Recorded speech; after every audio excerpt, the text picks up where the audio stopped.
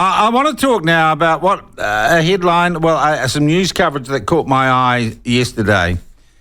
And it was a pretty glowing condemnation of the Human Rights Commission. And the Human Rights Commission, as we know, is an organisation that is dedicated, supposedly, to upholding human rights in New Zealand. And human rights are a good thing. They're your rights and they're my rights and they're our rights. But it would be fair to say, in recent years, the Human Rights Commission has become a hotbed of wokeism.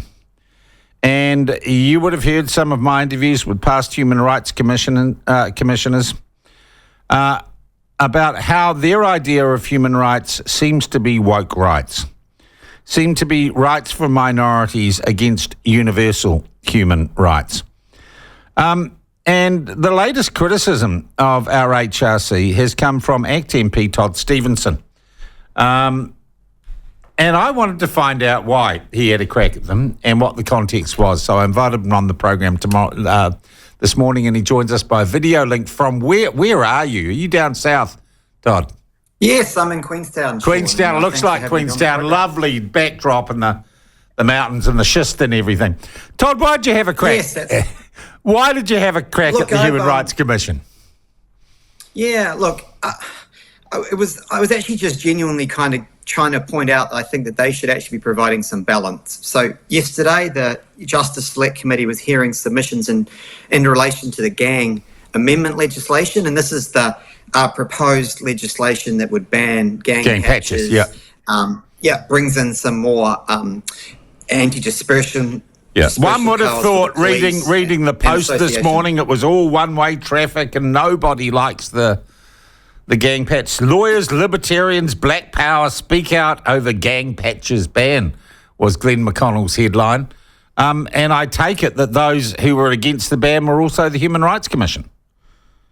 Absolutely. And I think, there was a lot of very informative and impassioned submissions yesterday. But my point with the Human Rights Commission is this is a taxpayer-funded body, $15 million a year, as you probably know, Sean.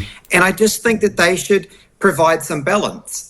As you pointed out, actually, in your introduction, human rights are extremely important, but they're universal. And so we've also got to acknowledge that when crime happens in our community, and, this legislation is designed to actually deal with gang-led crime, and we can discuss the merits of whether it will or won't work. But in the process of a select committee looking at this, we actually should be having a discussion about human rights and the ones that are being infringed, both the rights of everyday New Zealanders are trying to go about their lawful business and a crime might be committed against them, and the rights, obviously, that a piece of legislation might take away from some individuals. What did the Human Rights Commission argue yesterday? What was their position?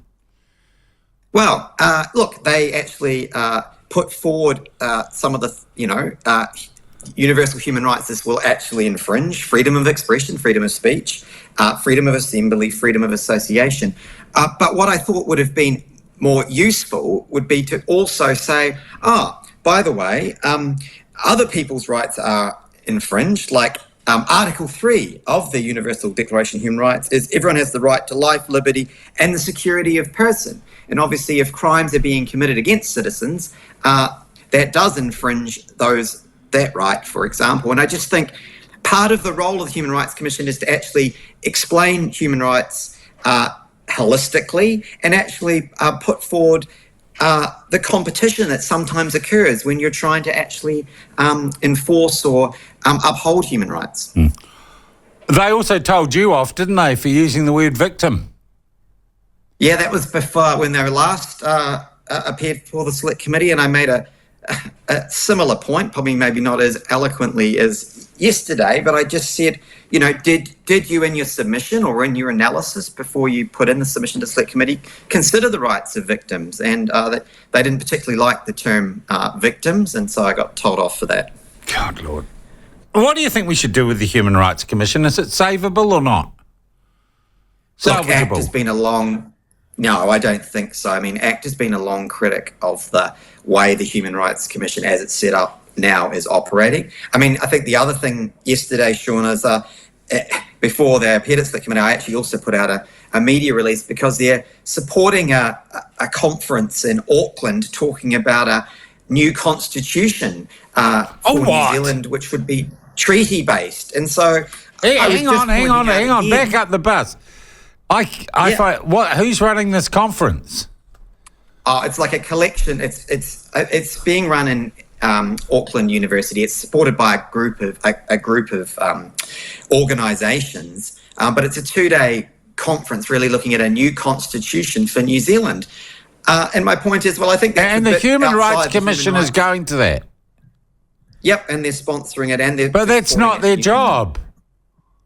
Well, that's political activism. Kind of my point.